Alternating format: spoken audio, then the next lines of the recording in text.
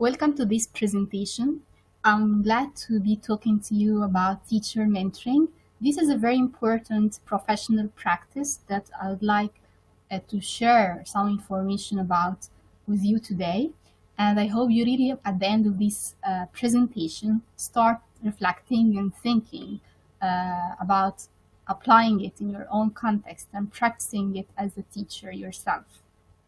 To start with, let's define who is a mentor and what is mentoring. A mentor, according to dictionary.com, is a wise and trusted counselor or teacher. And as you can see in this photo, there are different forms and types of mentoring. There is the formal type or form of mentoring, where two teachers meet, usually an experienced teacher and a junior or a novice teacher, and they need to discuss a problem inside the classroom or a skill that the junior teacher wants to develop in a formal setting.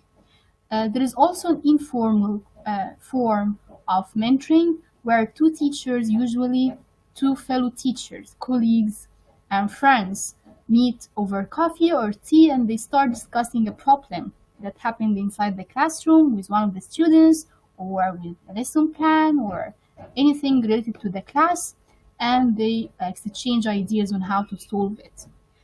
Mentoring also can take the form of a one-on-one or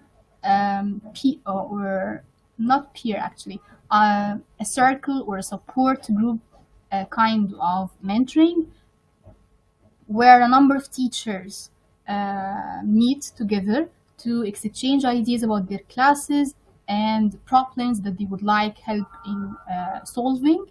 And the main idea or the main message of practicing mentoring is actually to provide support to teachers inside the institution. Why is it important? Why should we talk about mentoring as a professional practice that EFL teachers should know about?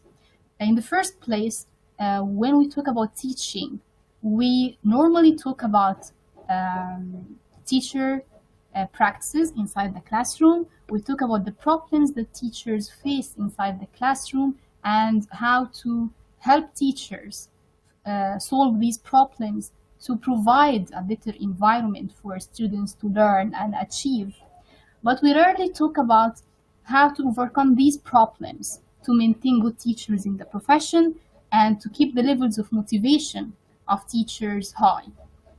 A number of studies have been actually conducted and they have found that between 40 and 50% of new teachers leave within the first few years of teaching because of the lack of support.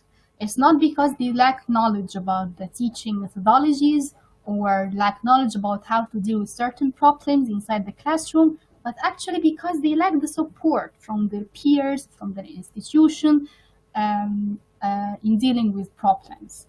And as a result, they experience burnout. The goals for mentoring differ according to the context. And these, as we have discussed before, can be to provide support for teachers, to provide an orientation for new teachers to enter the profession, to get adjusted in the new system, and to develop teacher skills.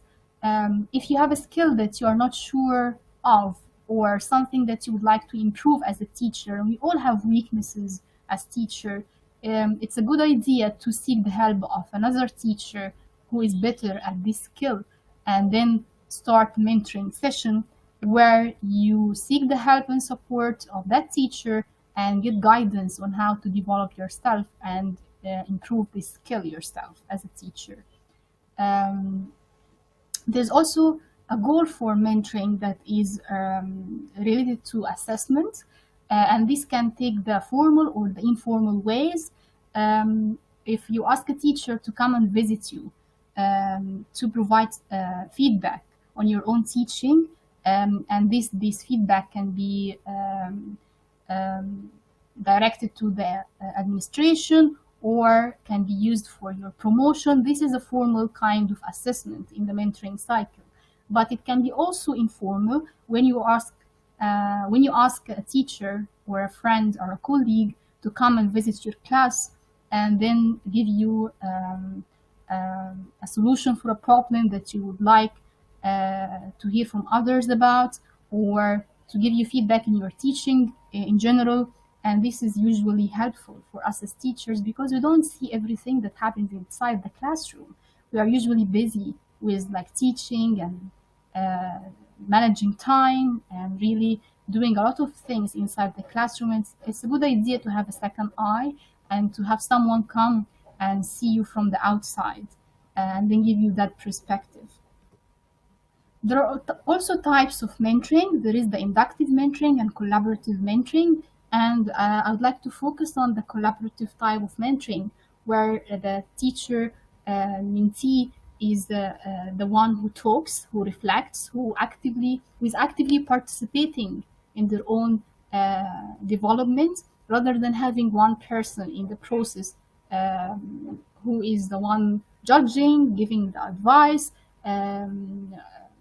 having all the knowledge, having all the authority. Mentoring is actually, to be successful, is a very important relationship to be built between the mentor and the mentee. And there has to be an opportunity for active learning to happen, for dialogue and conversation to take place, for the mentorship relationship to be successful. The mentor should play the part where he is the one who supports, who helps, who advises, but who is also listening to the mentee and providing support as needed.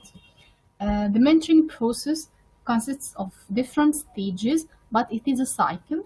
It doesn't end and doesn't stop at one point, because when you have a problem, when you have an issue that you would like help with, you start reflecting on it, you seek support and guidance on how to overcome it, and then you improve that skill or act on this problem. And again, you repeat the same cycle of reflection, practice, and implementation. I would like to end with some ideas for teachers in our African context to use to practice mentoring. And this can start with supporting a novice teacher in your institution. Listen to that teacher, listen to their problems, listen to their concerns, and act as a model. Provide support as needed, share materials, do class visits, and provide informative feedback. Review articles together, organize professional development workshops together, be a role model for others, and be a good listener to other teachers. And do not limit yourself to the walls of your classroom. Go outside, build connections, provide support. You can do more than just being a teacher. You can be a mentor to your colleagues, and this in itself will inspire you as well as inspire them. If you have other ideas for mentoring, I'm sure after this presentation, you will take a moment to reflect on what you have learned and try to think of ways to extend your help to others and provide your support to other teachers as well, because this is how we all thrive as teachers in the profession.